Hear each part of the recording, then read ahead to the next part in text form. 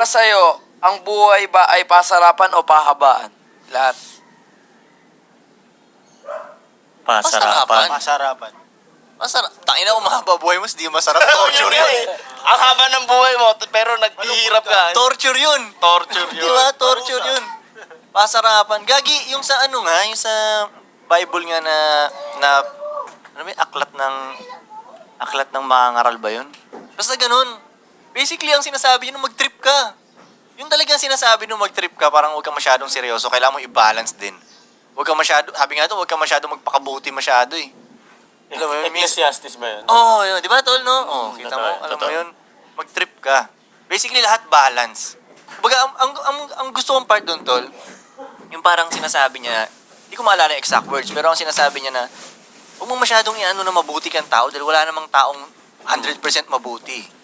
Well, kalma ka lang. Aaga yung pagkaalis mo pagka masyado kang pag nakabutihan ka. Mamamatay ka na agad. Kunin ka Parang ni ganun Lord. nga yung sinasabi, no? Parang ganun yung Parang sinasabi. ganun Oo. Masyado ka mabait. Kunin ka ni Lord. Oo, parang ganun yung sinasabi. Ikaw ang pinakabatang santo. Parang ganun.